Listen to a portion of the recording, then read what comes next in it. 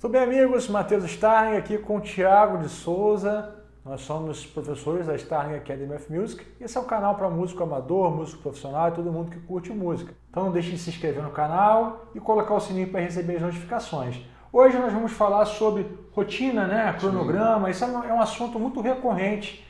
A galera pergunta demais. Eu sei que é muito problemático, né? A gente, ao longo desses 30 anos aí tocando. Eu 30, que é isso? Eu tô com quase 30 anos tocando minha guitarrinha aí.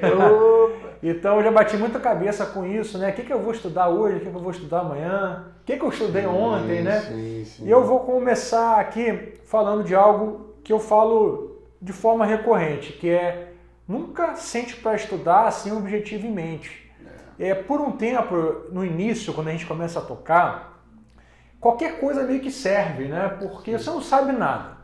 Você pega uma dica na internet, na minha época não tinha internet, mas se você viu um amigo tocando um acorde, já um progresso maravilhoso, 0 para um acorde, 100% de sucesso, né? Sim. Mas depois de um tempo você começa a perceber, se você não tem esse objetivo claro, você começa a não ter evolução, você começa a fazer todos os dias as mesmas coisas. Eu acredito que muita gente que está ouvindo já está se identificando, tipo, pô, o cara senta para estudar, ele faz a mesma coisa que ele fez ontem, mesma coisa que ele fez no mês passado, já são as mesmas coisas e o cara para de evoluir porque ele não sabe mais o que estudar. Às vezes ele pega uma dica na internet, no YouTube, que está ou muito distante ou está muito lá atrás, né? É difícil encontrar alguma coisa que seja uma conexão imediata de onde ele esteja. Sim. Então eu bato uma tecla dos 3 Cs, né? Cronograma, conteúdo e continuidade. Então a melhor coisa que você pode fazer para você é ter primeiramente um conteúdo. Você não precisa ter um conteúdo enorme, mas você precisa ter um conteúdo com um cronograma. Tá? Eu vou dar um exemplo muito prático aqui. Por exemplo, quando a galera entra na escola virtual, um guitarrista, tá? Padrão, um cara nível intermediário ali, um pouco antes. Eu normalmente separo uma rotina para o cara o seguinte, cara, você vai pegar 5 modelos da escala pentatônica e a gente vai explorar isso em 12 tonalidades, estão aqui as classes que você vai ver. Junto disso você vai estudar a introdução à teoria, você vai aprender as questões ali de intervalo, um pouco de pauta e junto disso você vai estudar o conteúdo de padrões de pentatônica. Então o cara tem 3 assuntos para ele estudar. Então, todo dia, quando ele for estudar música, ele vai assistir o conteúdo de pentatônica, vai tirar as anotações dele. Quando ele for sentar para estudar, ele já sabe o que ele vai estudar, porque ele já viu o conteúdo de pentatônicas. Ele vai ver depois, em outro momento do dia, o conteúdo de introdução à teoria, vai fazer os exercícios. Depois ele também tem o conteúdo dos padrões na pentatônica. Então você vê que está correlacionado. Pentatônica, você está mapeando. Aí você tem os padrões na pentatônica, beleza, já mapeei e já vou aplicando os padrões e eu estou estudando uma matéria que eu não estou nem precisando do meu instrumento, estou ali no papel. E assim o cara vai desenvolvendo o cronograma dele. Daqui a 3 semanas ele vai estar estudando tríades, mas ele não vai abandonar a pentatônica completamente. A pentatônica ainda vai ficar um pouco nesse cronograma. Talvez daqui a 2 meses, 3 meses já não vai ter mais nada de pentatônica, porque depois das tríades entrou a escala maior e aí a pentatônica já ficou um assunto que ele não está tratando. Então você percebe que os assuntos que vão entrando, eles não apagam completamente os assuntos passados, né? Então é preciso manter um assunto por um bom tempo no seu conteúdo, no seu cronograma, porque a gente trabalha muito, o cérebro humano ele demora a ter realmente uma profundidade, uma percepção de um assunto novo. E 1 semana, 2 semanas não é suficiente, tá?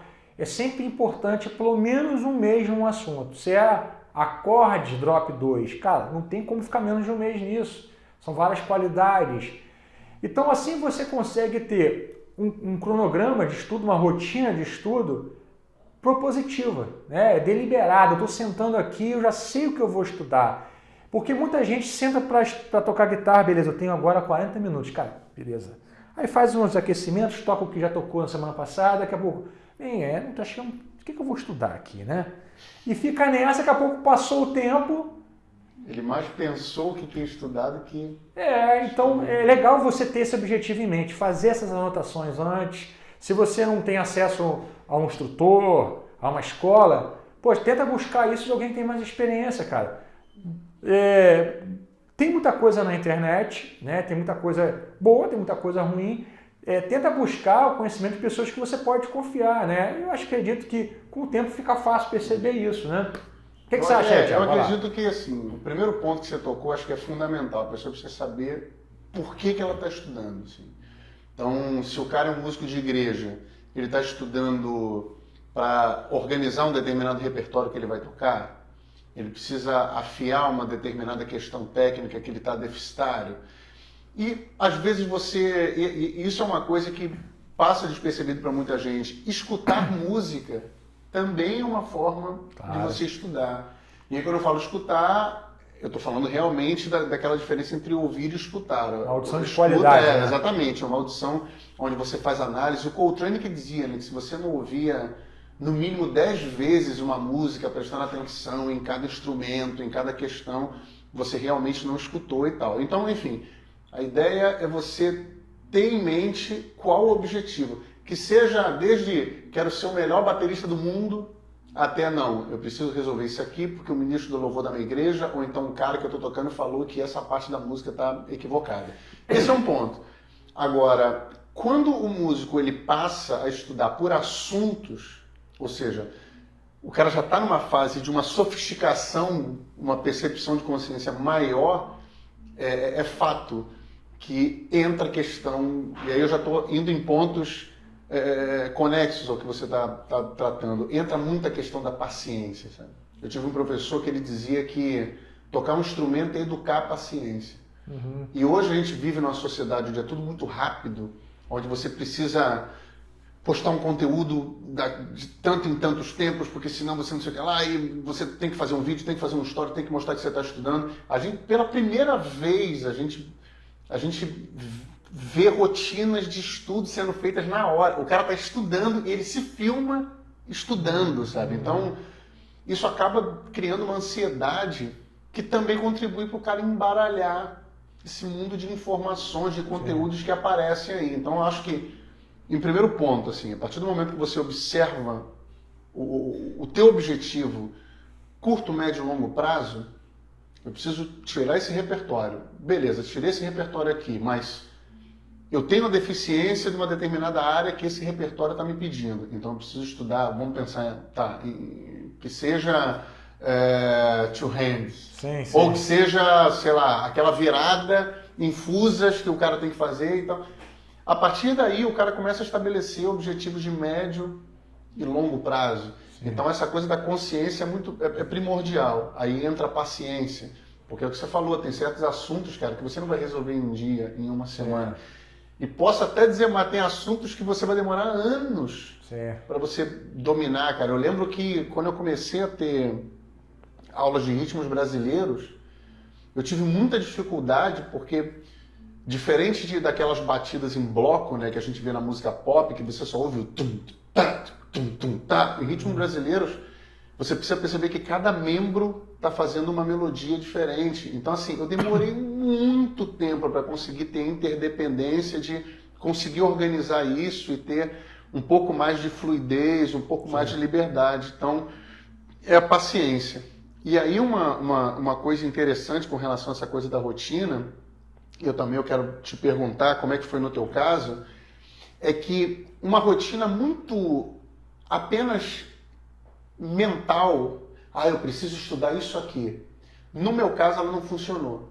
Eu precisei fazer tabelas, dias de semana, horário. Olha, segunda-feira eu vou fazer isso aqui, desse momento até esse momento, daqui a pouco eu vou fazer isso, vou ter tantos minutos de descanso.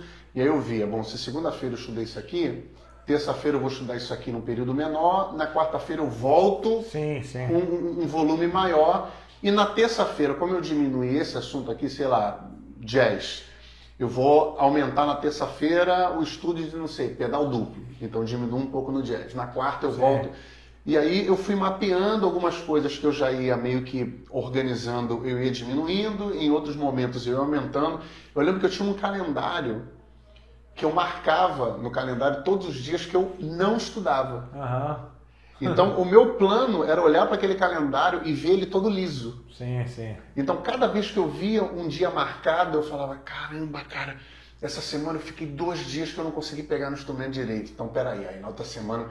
Então, eu não sei como é que foi no teu caso, se você tinha um cronograma, como é que você organizava isso? Assim? Cara, eu já tive várias fases na minha vida, né? No início, quando eu era muito daquela escola do rock shred, né? Eu comecei tocando isso, Paul Gilbert, Hit Kotzen, Greg Hall, aquela galera toda. Então eu tinha, cara, eu lembro que eu tinha um caderno que eu ficava fazendo frases para eu estudar, ficava copiando, xerocando de revistas. Eu tinha um caderno, meu irmão, que me roubaram esse caderno. Aqui na escola tem uns 3.000 aqui.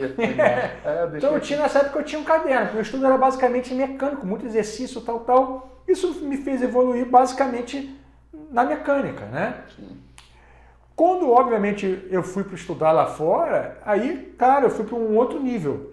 Eu não quero nem falar muito nisso, porque às vezes o cara está numa situação muito distante disso. Sim. Mas eu gosto do exemplo do Arthur Maia. Né? Uma vez aí eu vi a entrevista dele, o cara perguntou, pô, como que você treinava? E o Arthur Maia é um músico, né, cara, que ele não tem um estudo formal e tudo. Então, assim, a gente está falando de algo que é a realidade da maior parte das pessoas. Sim.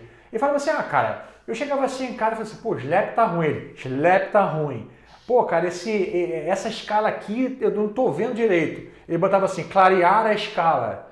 Então, assim, você vê que o estudo do cara era programático, né? Era deliberado, ele tinha um propósito. Era uma demanda. Melhorar a slap. Uma demanda imediata. E você vê isso em vários caras, entendeu? Agora, o Arthur Maia, ele veio de uma escola que tinha ao lado dele pessoas muito boas, né? Que é a melhor escola, pô, imagina só. Eu falo do Thiago Espírito Santo, meu pai e a mãe dele, músicos. Pô, nasceu num lar maravilhoso, né? O Cuca Teixeira também, o pai é músico, a mãe cantora, irmão saxofonista, todo mundo em casa. Você já está dentro da escola. Exatamente. Então, assim, eu não tive essa bênção na minha vida. Né? Enfim, então cada um é um cada um. Quando eu comecei a organizar melhor meu estudo e comecei a pensar em música, eu falo muito para a rapaziada o seguinte, cara, se você pode separar do estudo em matérias, é melhor. Harmonia, percepção, guitarra, improvisação. Então tem as coisas de guitarra. Sim. Tem as maneiras de eu fazer o acorde que é para guitarra. Drop 2, drop 3 é muito bom para guitarrista. O cara do piano pode fazer, mas é muito específico. É muito específico. Né? Então tem coisas da guitarra. Tem a questão do shape, é coisa de guitarrista. Tem a questão da paletada alternada, técnica, é de guitarrista. Então eu separo isso. Eu tenho meu tempo para a guitarra, mas eu tenho meu tempo para a improvisação, que eu não estou mais pensando especificamente na guitarra. Eu tenho tempo para estudar a harmonia, eu tenho meu tempo para estudar a percepção, o meu ouvido. Quando você separa, você consegue acelerar mais. Sim. Porque se você deixar um cara falar assim, cara, o que você quer estudar? Quer estudar guitarra. Mas você não quer estudar percepção?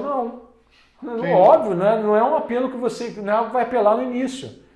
Mas lá, talvez, quando a pessoa tem mais consciência, que ela tô precisando melhorar aqui. Pô, tô precisando entender mais essas harmonias aí, não tô entendendo o que está acontecendo. Então, se você tem essa oportunidade de separar em conteúdos muito claros, eu acho melhor. Uma das grandes perguntas das pessoas, eu vou até para um outro ponto, né? Que as pessoas ficavam, para que na escola eu tenho que aprender expressão de segundo grau? Para que eu tenho que aprender polinômios? Para que eu tenho que... E uma das questões lá dos pedagogos é que não é que você vai precisar daquele conteúdo de maneira imediata. Você não vai sair usando logaritmo no teu dia a dia. Mas certas áreas do teu cérebro são estimuladas que lá na frente, o cara que, por exemplo, teve certos conteúdos de matemática ou de português e tal, ele não vai ser necessariamente um bom matemático, mas o cérebro dele se exercitou em certos pontos. Sim. Que o cara... de repente vai ter um passo à frente. Eu acho que com relação à música tem muito isso, sabe? Essas matérias de papel e caneta, Sim. que a galera, pra que eu tenho que ficar fazendo análise harmônica, sei que é lá do segundo grau, pro quinto, aquela, não, bicho, o negócio é tocar. E acaba que esse tipo de estudo enfraquece quando ele é feito de maneira menor, né? Ele enfraquece até os caminhos que o cara vai ter. E é o que a gente vê muito hoje. Aí não estou tecendo críticas gratuitas a ninguém, mas a gente está numa fase de nível técnico muito alto. Mas ao mesmo tempo você tem muita gente tocando igual, como sempre teve, só que agora isso está escrachado. E assim, cada vez mais você vê pessoas com nível técnico muito alto, mas as ideias não se desenvolvem muito. E aí o cara que consegue encontrar, eu falo isso muito puxando para minha área, toda vez que alguém vem falar para mim de gospel shops, que é essa onda de bateria norte-americana, de fuzes, sei lá, e eu falo, cara, esses caras passaram anos estudando padrões, sabe? Então o cara tem um padrão de A, B, C, D, o cara pega aquele padrão A, B, A, B, B, A, B, B, B, B, A, B, B. O cara vai fazendo conexões, interpolações e tal. Então chega num momento que o cara fica especialista naquilo ali. Não tem como a coisa dar errada, sabe? Só que assim, o cara foi pegando, analisando, foi mastigando aquilo durante anos, de repente até décadas, sabe? É isso. Todo mundo viu, sei lá, o Aaron Spears ou, sei lá, o Chris Davis. Mas há quantos anos os caras vêm treinando os mesmos padrões, as mesmas sequências? Então, esse é aquilo, é essa paciência, é esse exercício que às vezes é mais mental do que simplesmente pegar um instrumento, ele faz muita falta. E a rotina, você precisa colocar isso também lá. Sim. Você precisa direcionar, sabe? O escutar música, o tirar o repertório, o analisar outros instrumentos. Eu acho que vale a pena, sabe? Eu não sei se quem está assistindo o vídeo tem tanto tempo, mas independente do tempo que você tenha, eu acho que até quanto menos tempo, mais organizado você teria que ser, né? Porque aí você aponta para o lugar certo. Eu acho que organização, e principalmente no meu caso, visual, para mim era tudo. Eu precisava ver o que eu precisava do Arthur Maia. Sempre sabe? gostei também de escrever. Porque acaba tipo, olha, você precisa disso aqui. Então você vai estudar isso há tanto tempo, sabe? E aí, cara, eu tinha cadernos também, sabe? E fatalmente eu criava as minhas listas, sabe? Eu escrevia as frases de caras, sabe? E então, estudos estilísticos, escuta, dividia os assuntos em áreas específicas. E aí, cara, isso tudo não tem jeito. E aí, novamente, eu jogo a peteca de novo para você. Não existe fórmula, né? Então, por exemplo, atualmente estou numa fase que eu não tenho tido tanta organização mais, porque eu estou numa fase, cara, que eu tenho pego meu instrumento sem plugar em nada, só com metrônomo, e eu estou muito preocupado em tocar na questão do meu som. Sim. Lapidando o som do instrumento, assim, tocando com mais leveza. Eu estou nessa fase. Sim.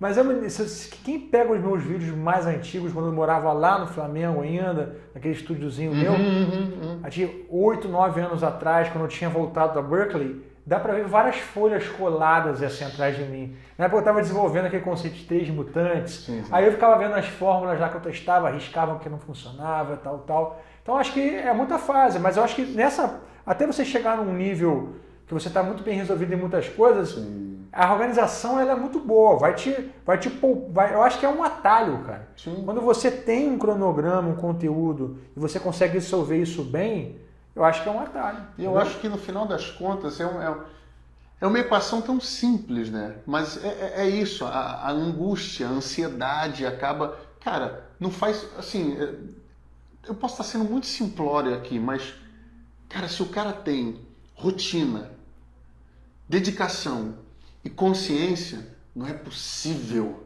que anos depois o cara não vire um expert, sabe? O cara não tem um mínimo de domínio de certas áreas do instrumento e esteja bem preparado, sabe? Então eu acho que falando fica muito fácil, né? Não, mas no Anders Ericsson, no livro dele sobre a ciência da expertise, que ele pesquisou os pontos que levam as pessoas de expertise, né? Mas tem um detalhe nisso aí, ele fala, cara, que ninguém chega a um patamar de expertise sem que passe pelo crivo de alguém. Sim. Então, assim, você pode pegar, seja atleta ou seja músico. A gente está falando de músicos que não tiveram estudo formal. Sim. Eles tiveram feedback de alguém mais experiente. Sim, com certeza. Se é um atleta olímpico, cara, esse cara desde o início está tendo um feedback de alguém mais experiente.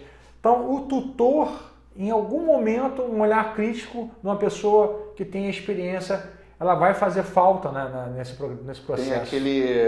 Aí eu já pensando lá em literatura, não sei se você já ouviu falar daquele Joseph Campbell, do mito do herói.